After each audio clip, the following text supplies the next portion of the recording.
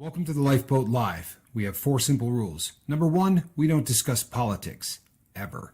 Number 2, this is not a religious channel, and while you might hear people say, God bless you, or I'm going to pray for you, or I wouldn't have gotten through this without my faith, that's fine. What's not fine is to say, my God is better than your God, or here's why you're not getting into heaven. It's not going to fly. Number 3, we believe wholeheartedly if you can't control your tongue, then you can't control your life. So while on board, there's not going to be any cursing in the live chat, period. And number 4, there is no room for mean people on the lifeboat. Because we discuss very sensitive things from people's past in our group setting, we got to protect those people. The only way they feel confident and comfortable discussing those things is in an environment that is free of trolls and mean people. So if you're a mean person or you're a troll, we're going to block you for life. And if your account happens to be less than 24 hours old, we're probably a little suspicious right from the word go. Why? Well, because there are people in this world who enjoy being cruel solely for the sake of being cruel. It's not going to fly here. But if you're here because you're trying to get sober and live your best life, then you might find that the lifeboat is just that, a lifeboat. I'm Captain Tommy Scoville, and we will see you on deck.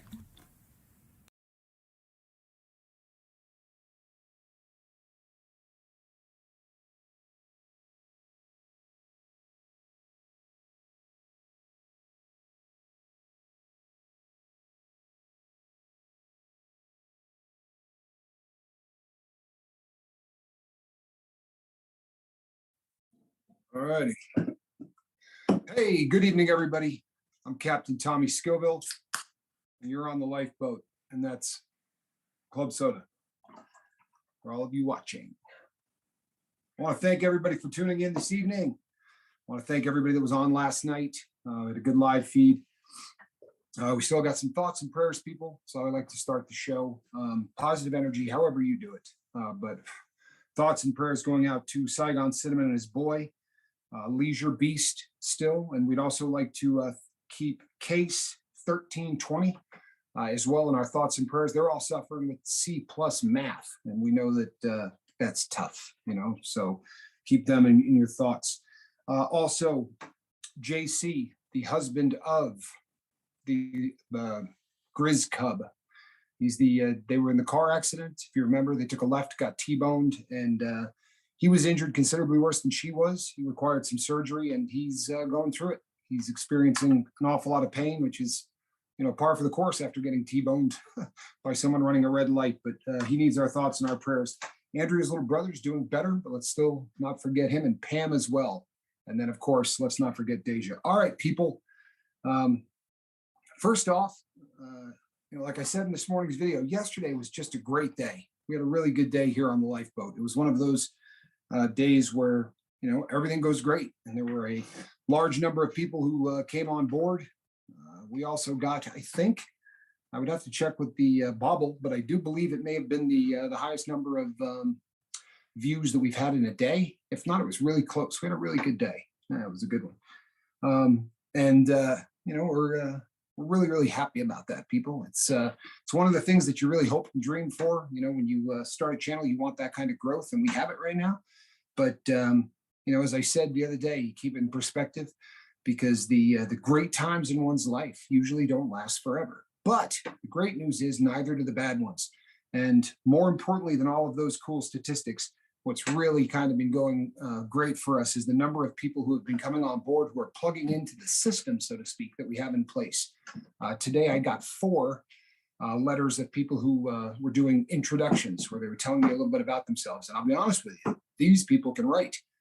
These were very, very comprehensive letters. So without putting anybody on blast, you know who you are. For those of you who wrote to me, I really appreciate it. I believe I got back to everybody. If I didn't, I will probably be doing it tomorrow. Not going to lie to you, people. I'm still going through something. I thought I was doing really good up until about 10 minutes ago. I mean, I knew I wasn't completely out of the woods, but about 10 minutes back, I ran into a little bit of trouble. If I bail off of this for a moment, I'm hitting a trash can. It's kind of been one of those days. So hang with me. If you saw the thumbnail people. I want to talk to you about communication. And this is not the first time here on the Lifeboat that we have had a discussion on communication and what exactly it means in terms of people in recovery. The truth of the matter is communication is the key to everything in life. And I don't think anybody who is not just being argumentative would want to take a run at that. I don't care what you do. The art and the skill of communication is something that was always going to get you further in everything that you're trying to do. The better you communicate with your children, your spouse, your girlfriend, boyfriend, whatever the case may be, the better you communicate, the less problems that you have, and the farther that you're going to go in whatever it is you're trying to do, be it a marriage, a business, school, whatever the case. But with people in recovery, communication is so much more important than it is for other people. If you think about it, folks, the very start of turning your life around starts immediately with communication, right? It starts with, uttering the phrase, I have a problem.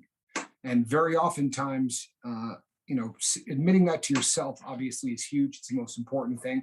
But very oftentimes, the ability to say that to someone else, the ability to say to someone, I have a problem. This drinking is out of control, or this drugging is out of control, or whatever it is that you're abusing, whatever it is that is dictating your day-to-day life, your activities, articulating that, getting that out of your mouth and allowing someone to hear it is usually the start of the road to recovery for an awful lot of people.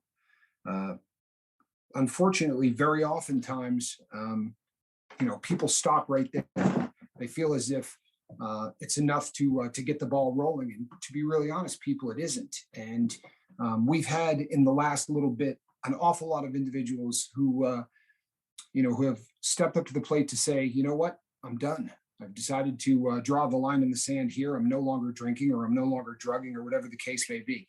So oftentimes, those individuals, run into bumps in the road. We've talked about this so many times, it's incredible. If you fall, the key is getting up, dusting yourself off, and then moving on. However, so many times, the reason that people stumble and fall comes down to communication. If you start to really get into the minutia of why these individuals ran into trouble, and you start asking these people, what exactly was it that caused you, to relapse? Very oftentimes, you're going to hear stories that are very similar. Either they went out with some friends, or some friends came over, or whatever the case may be. Very oftentimes, it's a matter of them getting together with people who didn't have their best interest at heart, and didn't realize just how important it was to them that they continue along the path of sobriety. And you have to understand, people, that responsibility, as bad as it is, doesn't fall on the hands of the people who buy you a drink. It really falls on the individual who is fighting for their own sobriety. Our job as someone who is getting sober is to communicate to the people around us exactly where we're at in life.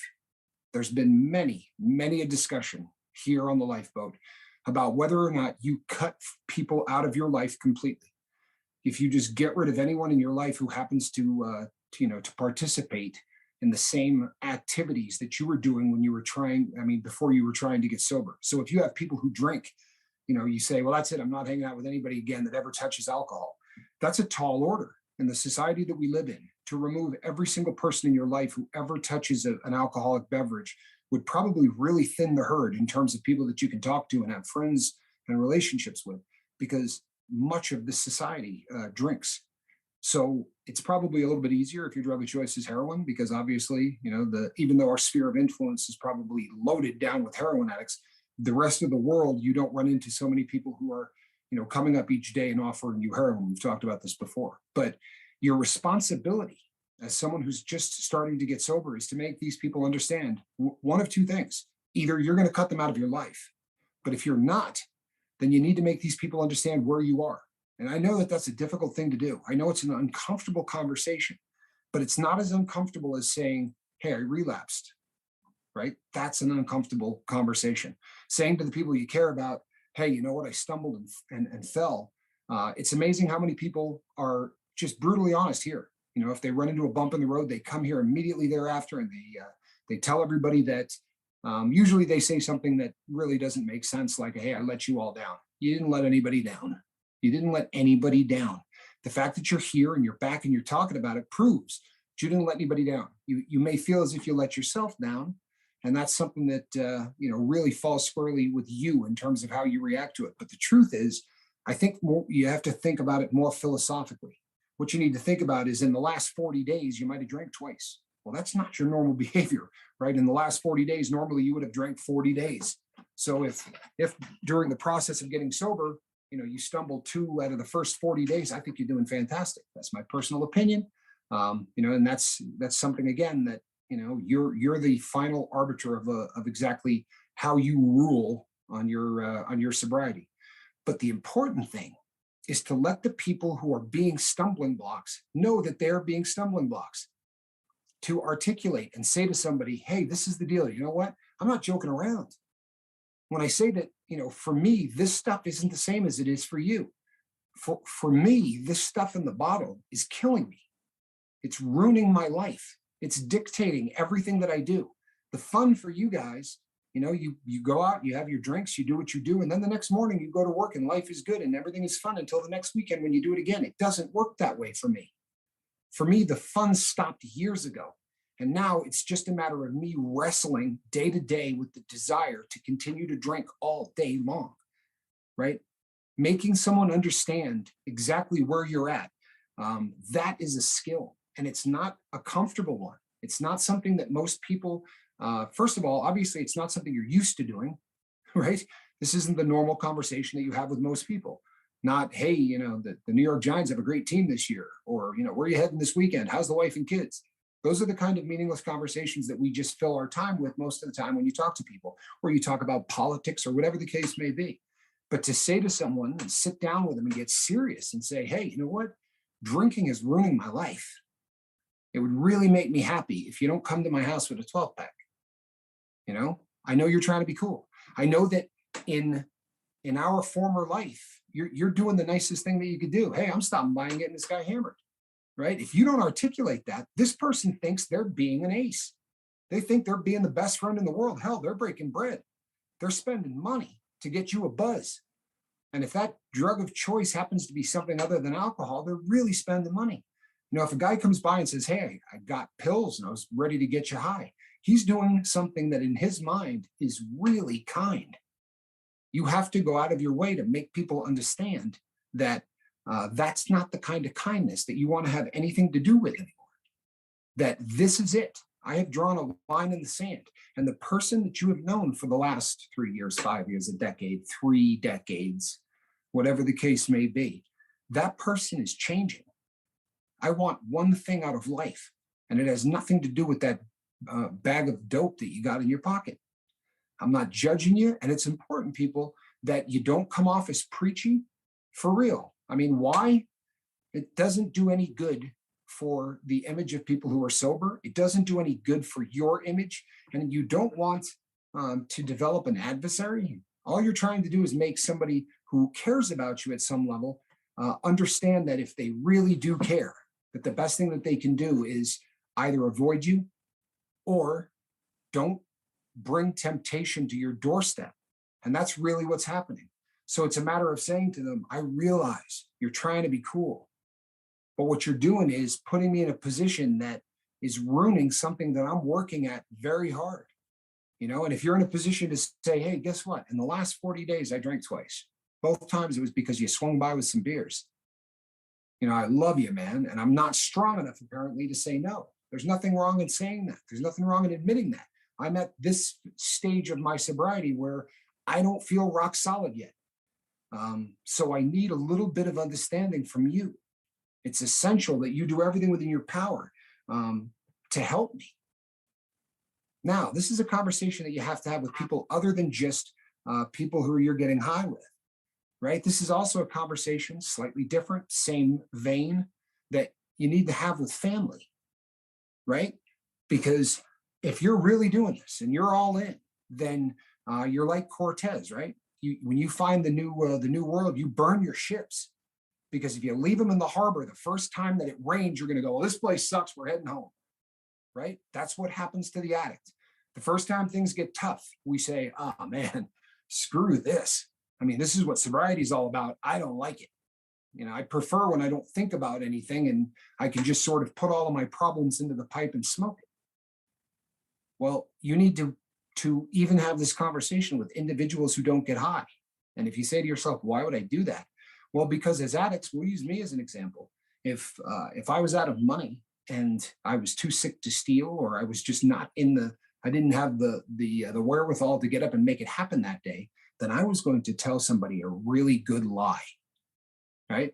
I was going to call somebody and say to them, hey, you're not going to believe this, but the cannabis pin on my car just shattered, and I'm going to be needing at least $260. I took it to 3 different garages, blah, blah, blah. If I have that conversation with the people I care about and I say, I want to tell you something, I'm a drug addict. At this point, I really want to change my life. And it starts by honesty. It starts by me not being the person that I was. And I'm going to tell you right now, I have lied to you a lot in the past, and I've worked you for money. I've worked you for money to get dope. If I call you and tell you that I blew the cannabis pin on my car, maybe you want to come out and help me fix it, right? Go and buy the part with me. If you're really all in, people, if you're really ready to change your life and say, this is it, I'm burning the boats, I'm not doing anything that is going to give me an out. If that is the mindset, then you have to take it to an extreme that you probably have never done before. And that means really opening up and being honest.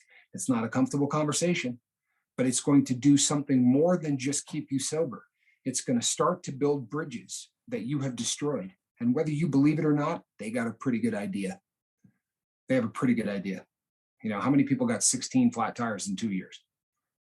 The kind of things in our head, we usually convince ourselves that we're pretty slick, right? So oftentimes, I remember in my circumstance, when the truth finally came out, everybody went, oh yeah, I knew. I mean, so many people that I thought I had pulled the wool over their eyes said to me, yeah, I know. I mean, I didn't know what it was, but I knew something was up.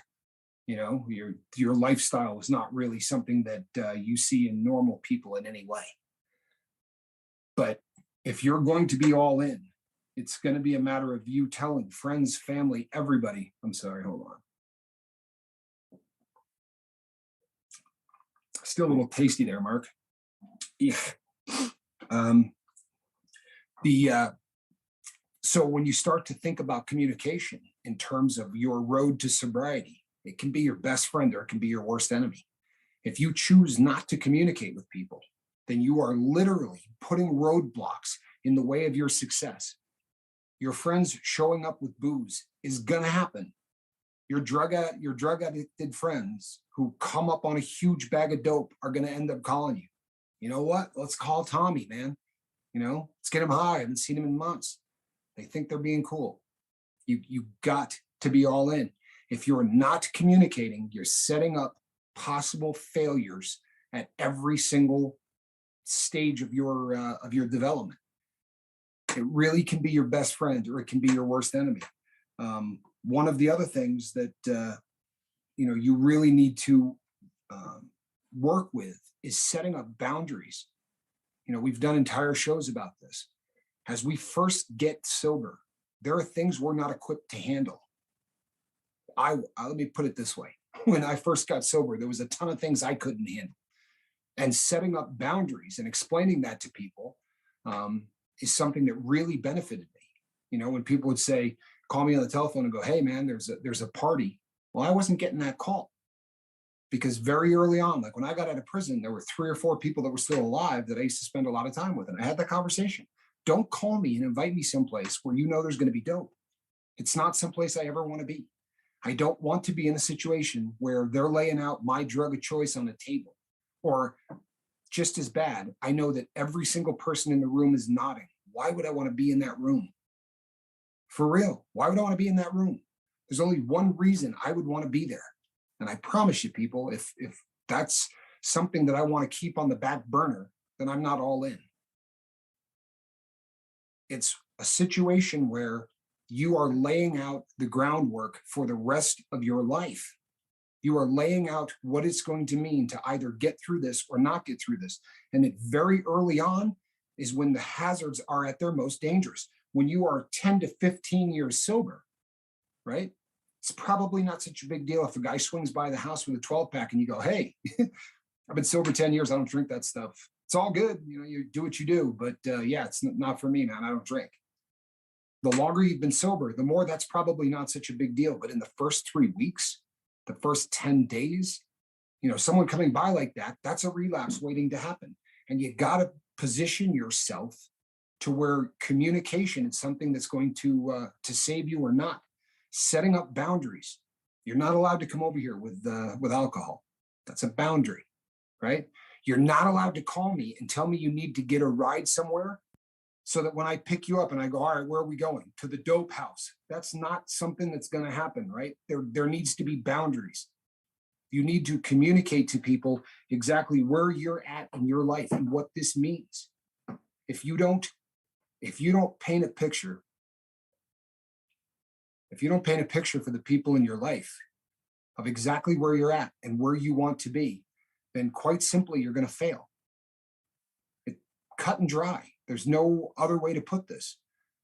It comes down to whether or not in your sobriety, you're willing to take the steps necessary in order to stay sober. And I can't tell you how many times people will call me after a relapse to say, man, I don't know how it happened. I really don't. And as you start to ask the questions, it's astounding when they say things like, well, these 3 guys came over with a bottle of Jack Daniels and we were hanging out. Whoa. You don't know how it happened? 3 of your drinking buddies came over with a 5th. That's how it happened, right? If you think you're going to sit in that environment on your 3-week mark or your 2-month mark and just grin and bear it, you guys have a good time. I'm cool. We've said this 1,000 times and you're going to get sick of hearing it. But if you've got 4 people in a room, 1 is sober, 3 aren't, the odds of that 1 sober person convincing the other 3 that this would be a good night to stop drinking aren't really very high. But the odds that those 3 people will talk that 1 individual into just doing 1 shot, just doing 1. You don't have to get drunk. I mean, that's your problem. It's not that you're, it's just that you drink too much. Just do 2 shots, man. Cut yourself off. If anything, it's going to prove that you can handle this. And then the next day when you wake up and you've done 13 shots and you're late for work and you blew your sobriety date, and now you've got this huge, overwhelming sense of guilt from what just happened. All of these things are because of poor communication. Truthfully. I mean, if you haven't set the rules up ahead of time, okay, not a great plan, but okay. But when the person shows up at the door and says, hey, look what I brought, that is the time where one of 2 things is going to happen. You relapsed the second you opened the door, or you stopped it with the communication that is going to come out of your mouth right then and right there. You're either going to relapse by letting him pass the door, or you're going to tell him what's up. You can come in here. I'd love to hang out with you for the night. Seriously, you're a friend of mine. Go back to the car, drop off that 5th, lock the door, and come on inside. We'll hang out. If that person's a friend, they could probably do that with you. For real, right? Or have the heart to say, you know what, man, I really got my heart set on getting drunk, but I'll tell you what I'm going to do is wish you a good night and take off. People, communication is going to make or break your sobriety in the very beginning in so many other ways. All of the small things that we take for granted, like when people, how many times have you said to somebody, I'll call you in 15 minutes, but you don't call for 2.5 or 3 hours, or you don't call for 4 or 5 hours. These things don't make a big difference when you're using. There are drug dealers in certain drug dealers that are world famous for saying, I'll see you in 15 minutes, and then showing up in 5 hours. The people that within that methamphetamine community tend to joke about this all the time because of the fact that the drug makes you concentrate on things in ridiculous ways. On the way out the door, as he goes to put the key in and lock it, he realizes that lock doesn't look like it's really tight in the door. Just going to take a few minutes to tighten that. And the next thing you know, he has disassembled the entire door frame, taken it down, planed it. These things happen and people show up 5 and 6 hours later. As you start to move into sobriety, small, teeny things become stumbling blocks. We're not used to our word meaning things. If you want to be, if you want to move forward as a new creation, then the things that come out of your mouth need to be different than the ones that used to. I'll see you in 5 minutes should probably mean I'll see you in 5 minutes. This may sound like a really small thing, people, but once again, it is indicative of whether or not you're all in. If you really change every single aspect of what was wrong with you, then staying sober becomes something that is just part of a much larger picture. The reason that I talk about page 2 and page 3 is because it wasn't about me stopping using dope, right? Tommy was a piece of crap. He was a rotten person. His word meant nothing. He was a liar. He was a cheat. He was a thief. Guaranteed he was going to, while talking to you and giving you a smile, he was going to be seeing whether or not you had taken your wallet out. That's who I was. So for me, it wasn't good enough for me to just stop using. I had to change virtually everything about who I was. And the start of almost any change is communicating. It's communicating to the people around you that you do not intend to be the person that you used to be. And the more you communicate this, if you've been here since the very beginning, you might have been one of the people that reached out and said, hey, man, you don't have to tell people every single part of your past. You don't have to admit to all of that stuff. Yeah, I do. I'm not saying that you do. I did. Because all of those things were what made me who I was. You understand? All of the things that I was telling you about were the characteristics that made me worthless. And people say, boy, you never say that. Don't say you're worthless. I'm not. I'm a good person. But I was worthless. Believe that. If you are fortunate enough to have only met me after the change, well, then you trust me, you don't have perspective on just what and who I was. But I got really good, really quick at communicating to people. When I said, look, I'm done using, that wasn't the end of the sentence for me. I needed to articulate in really a big way why I was done using. If you say to somebody, hey, man, I'm done getting drunk, it doesn't have the same effect of, let me tell you what this stuff has done to me. Let me tell you what has happened to my family. Let me tell you what has happened to my career. Let me tell you what has happened to my children. Two things happen when you do that. Number one, the person you're talking to doesn't want to hear it ever again. They do not want to be there the next time you have that conversation. They don't want to be a part of it. And number two, which is absolutely huge, you reinforce in yourself the fact that you're all in. You understand? Words mean things. There's a reason that they talk about mantras. There's a reason that they talk about daily affirmations. There's a reason they talk about people saying things over and over again to reinforce a belief. The reason they do it, people, is because it works. If you got 6 friends who you hang out with and drink on the regular, and you have a 20-minute conversation with all of them, that 20-minute conversation is not only going to save you from a possible relapse and having this person come back over and offer you booze, it is going to remind you and hammer home who the new you is. The first time, it's going to suck. Trust me, because I've had this conversation 2,000 times. I have this conversation with people I haven't met, right? People that weren't there for my past. Every time I tell somebody about this channel, right? In the real world, people not here, but when people say, hey, what's with the shirt? And I say, oh, I got to have a sobriety channel on the internet. Oh, you were an alcoholic? No, I was a drug addict. Oh, what was your drug? That's it, man. I mean, you ask me what my drug is, I'm going to reinforce every single thing about who I am now and why. I don't go, my drug of choice was heroin, right? For me, I say, my drug of choice was heroin. I started out on pain pills.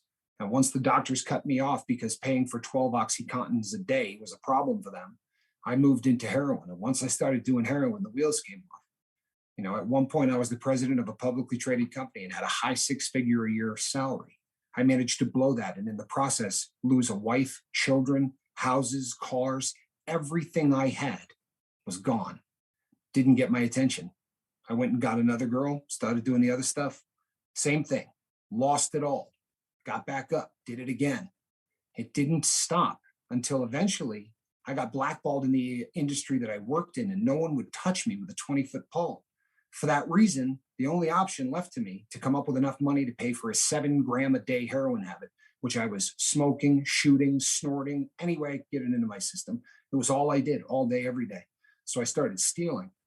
But that led to fences and trying to get rid of the products that I stole, which we were lucky to sell for 30 cents on the dollar. So it made more sense to cut out the middleman and just rob a bank. And that bank led to more banks. It got to a point in my life where it was logical in my head to walk up to the door of a bank, put my hand on it, take a deep breath, and then walk in and ask for all the money. If that doesn't give you an idea of how far I had fallen, I could talk to you some more. But the bottom line is that drug destroyed my life. And I spent so much of my life peeing away everything that I had ever worked for, that when I finally got sober, I wrestled with what can I do to justify 45 years of being a loser? And in the process, I came up with the idea of trying to bring up topics of conversation to people and putting together some kind of a format where people could come and talk about their problems in a place, because there really is nowhere else for people to do that.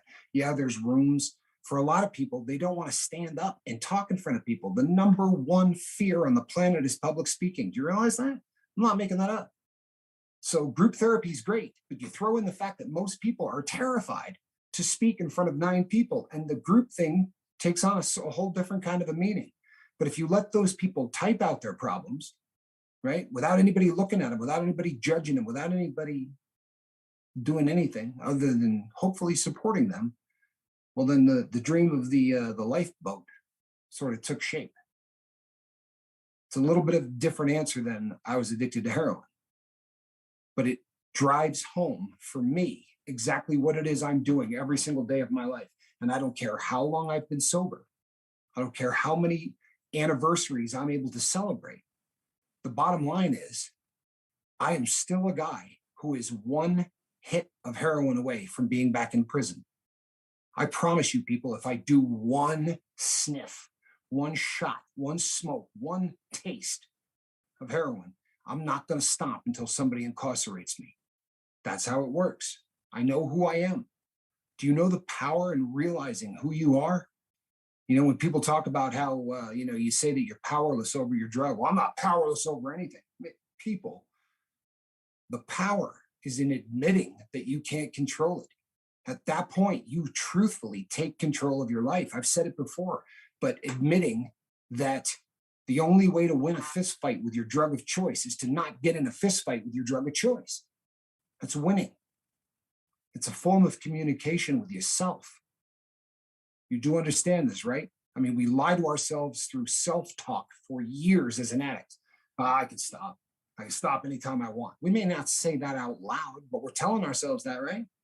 You're communicating that BS, right? That bovine stuff. You're communicating that to yourself day in, day out, and then you get to the point where, the communication changes to, yeah, I can't stop this. There's no way I can quit. And you drive that home and you convince yourself that. I said for decades, I'm wasting my time even trying. I'm wasting my time even trying. I convinced myself of it, truthfully. If not for the grace of God and me being locked in a cell with no ability to get to anything, I don't know where I would be today. But this can be your best friend, or it can be your worst enemy. If you communicate with family, friends, self, if you articulate what it is you want out of life, if you tell people why you weren't getting what you want out of life, if this becomes part of who you are, the ability to open up. Now, there are people who are going to say, hey, nobody needs to hear that. You know what? Absolutely true. There's not anybody that has that right. It's not why we tell them. We're not telling them because they have the right to know. We're telling them because we're going to do everything within our power to build up an armor that can't be pierced. You understand? You're not going to your best friend and telling him that you were a drug addict because he has every right to know about your past. It's not what this is about.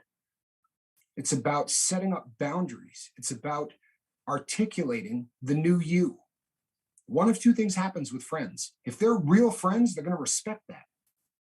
And if they're not, they're going to run like the wind. Either way, that's a win, right? That's a win-win.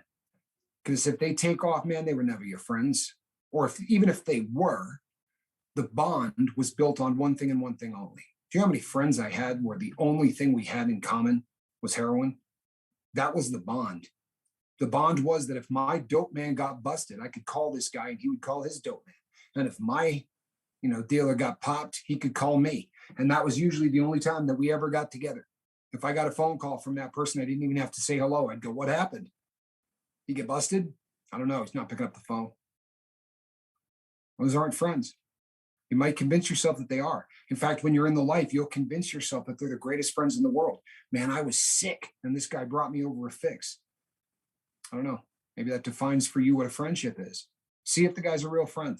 Very easy litmus test. Tell him you quit. Tell him you don't ever want him to call you for any reason having to do with drugs ever again. Call me for any other reason, man. But don't call me because you need a ride to go pick up.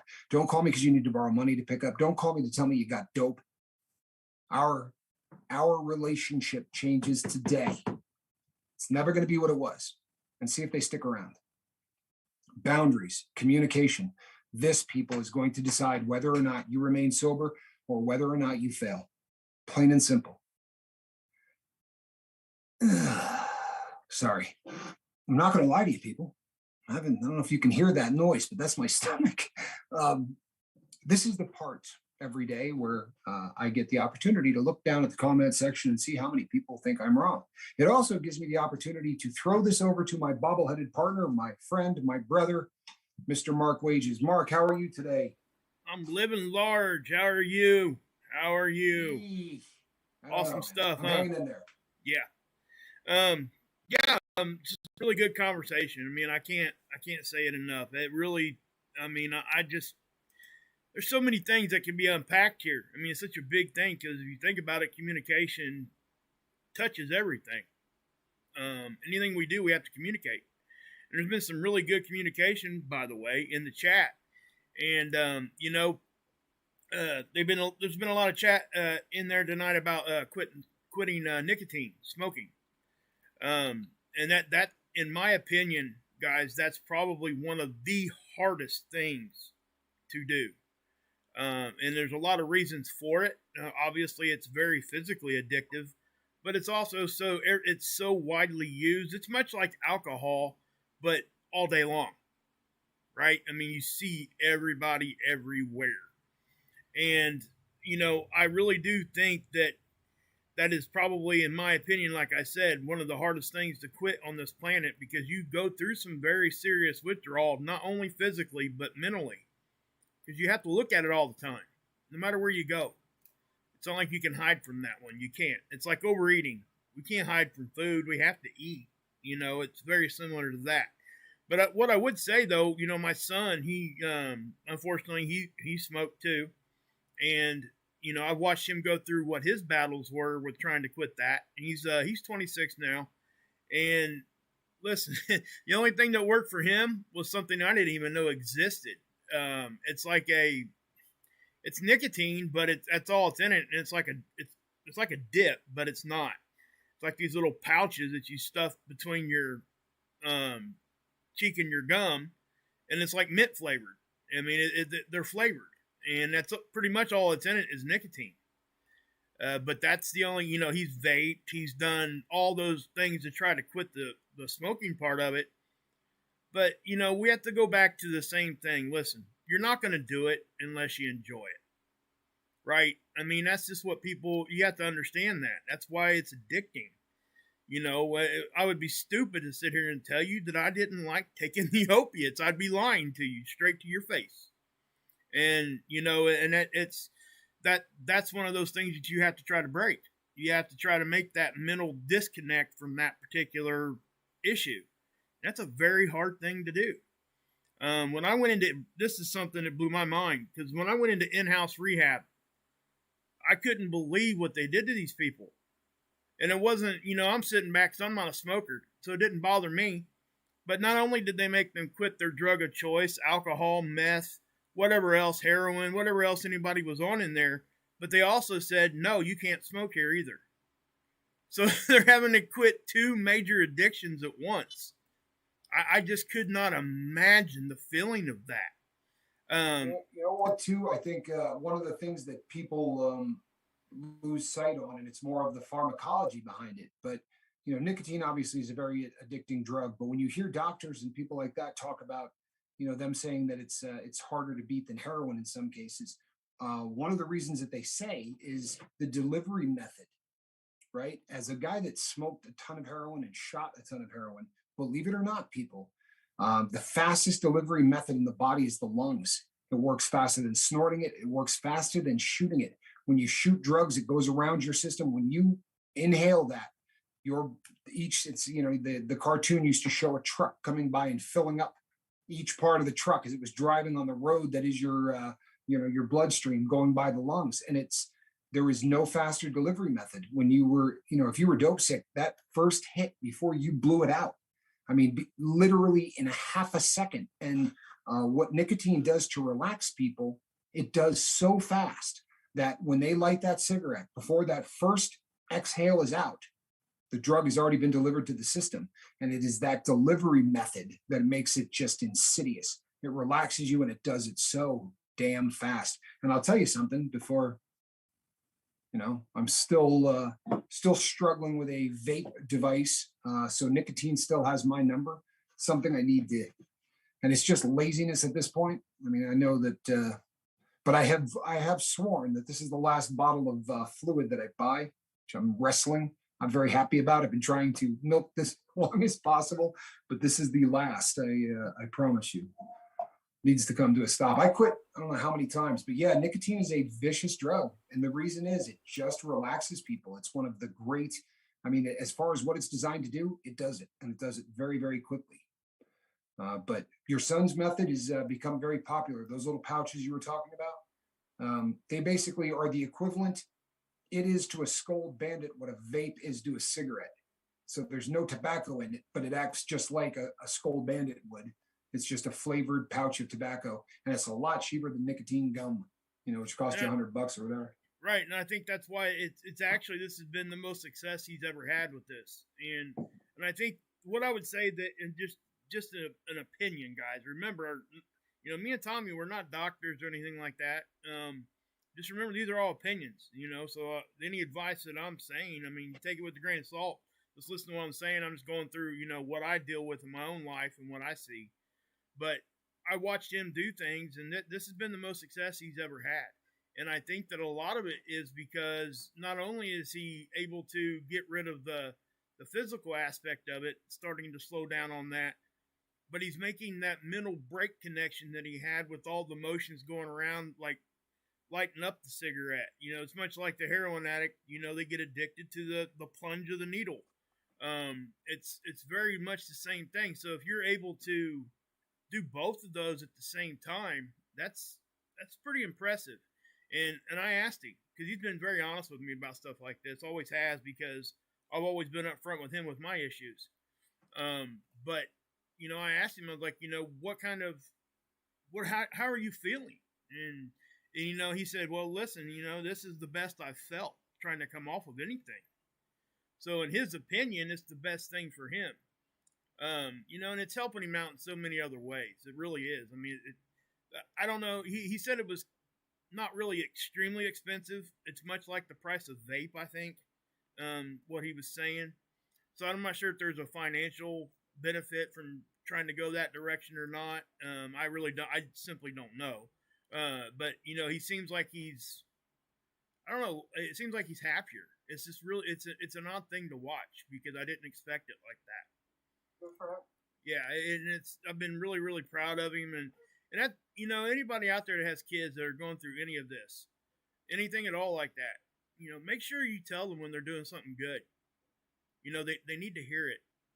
You might think that they're seeing what you're saying and you're helping them, and your actions are good enough. Well, I hate to say it like this, it's not. The communication has to be there. It has to be a verbal thing you say to them. Because guess what? That's what they're going to remember at first. Hey, Dad's proud of me. I heard that audibly, or mom's proud of me here, there, or whatever you're going through. And that goes across anything you're doing at all with your children. And, Joanne made a comment earlier on tonight, said, talking about the cigarette thing. And, she said, I'm sorry, but this does sound kind of trivial to, that I'm bringing up that I have a, nicotine thing here. And the first thing everybody said in the chat was like, me too. I was like, listen, ain't none of that trivial. I don't care if you come in here and you say that you got a problem biting your fingernails. It's not trivial. That's a problem. I mean, if it's bothering you, I mean, that's why we say this is about living your best life, not just about, the hardcore addictions that a lot of us have fought and still fighting. So please don't ever think anything's trivial. Not here. This is a judgment-free zone, and it never will be anything else, at least as long as I'm here. And I'm sure Tommy feels the same way. I know he does. I mean, that's ridiculous for me even to say that, but it is. That's what it is. So I really do hope that everybody understands that you can that's bring anything here. I don't care what it is. I really don't. We'll try our best to try to help.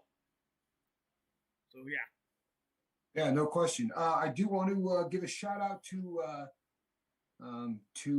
Mr. T. I want to thank you for the donation, my friend. I really appreciate that, and I hope that you're doing well coming into the holiday season. I know that man, putting up trees, doing all of that. Everybody always picks on me because in the free world, my Christmas tree is always up, usually before the start of November, and people always go, "Oh man, that's insane." I am not going to be that guy buying lights when everybody else is at Walmart buying lights. I am not going to be that guy that needs a fuse for those lights. Oh, and by the way, people, they make Christmas lights now. I know this may seem off the subject, but if you knew the number of times that trying to figure out which light had been blown out has come this close to making me relapse. They have lights now that are light emitting diode. They're LED lights. They're not cheap, but they never burn out and they never need to be replaced. And they glow and they're beautiful. And man, oh man, is that good. It's like the four-legged tree stand, Mark. I'm telling you, people, if you do not have light emitting diode lights on your Christmas tree, you are missing the mark. I promise you. 100%. 100% yeah. there. So mine is up and decorated and ready to roll. And also for those who keep track, because it always gets a laugh, Georgie is staying with me for the next 10 days. I got lucky. If you say that name too loud, she'll come crashing through the door. So yes, I have a very large golden retriever that I am house sitting for the next 10 days, which is they're really there's something to be said for how much an animal can calm you down. Honestly, I think that after this Christmas, I'm going to go and get a dog for myself. I have a hard time reading that. I think it says W3 or maybe that's Will. What's y'all's feeling on marijuana?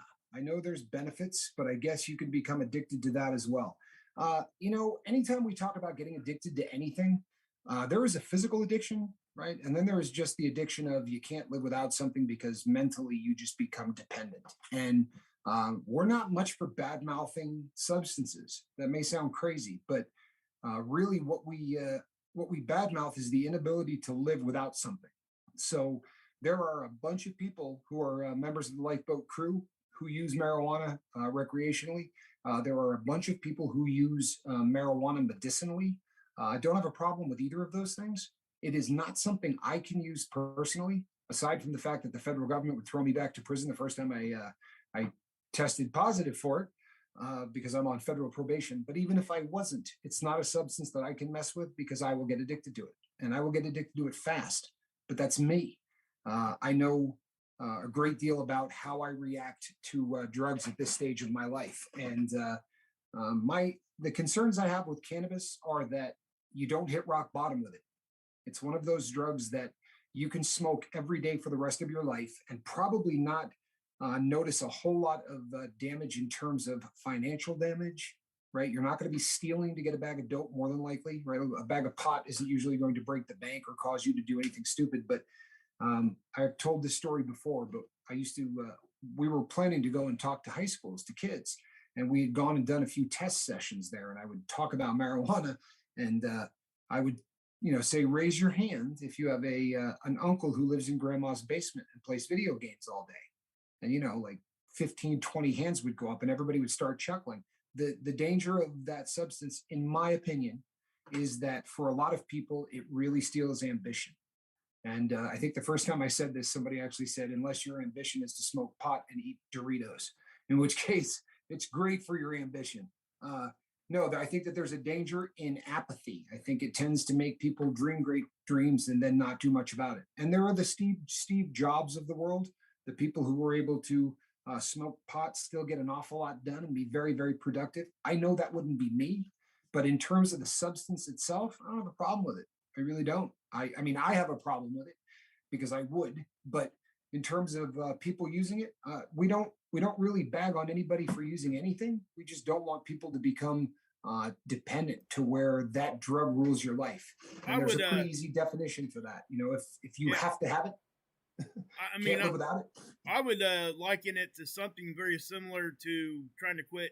And I hate this to rob a phrase from Joanna. This might be trivial, but yeah, caffeine. I mean, that's another. It's affecting you physically. I mean, it's doing something to you. It's giving you a boost, right? How many people out there say, I can't function without my morning cup of coffee?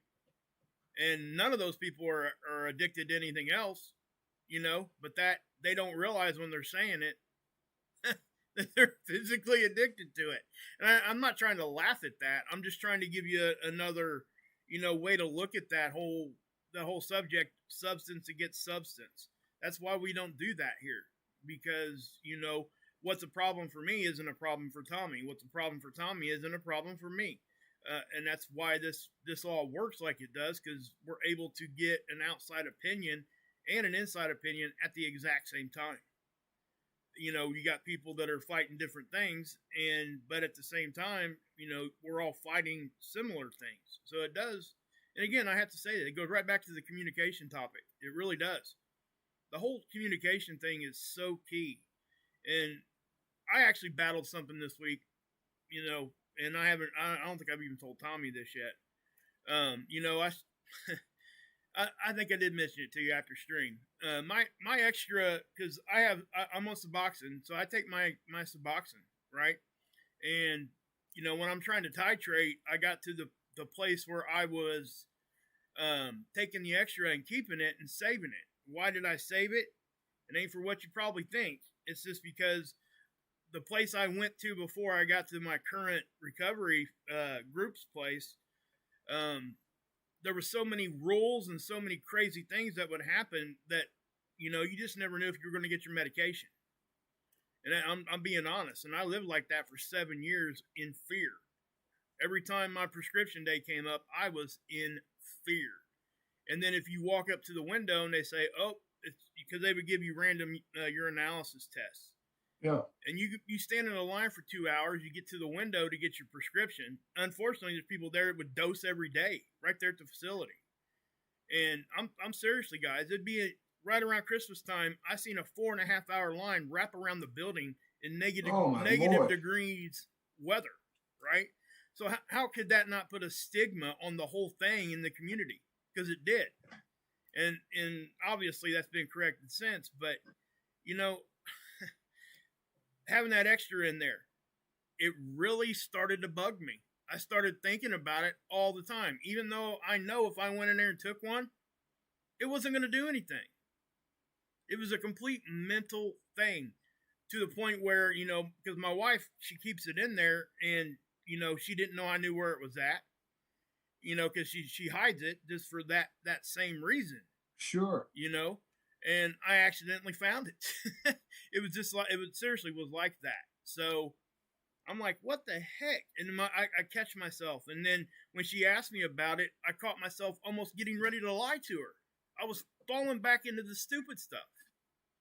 So I had to stop myself to the point where I went in because she was working on some homework. And I had to go in there and say, hey, listen, thank you for holding my feet to the fire. Because that really made me understand. And that's why we have the accountability. And that's why I say I have such a great support system, not only here at home, but this is another way of it right here.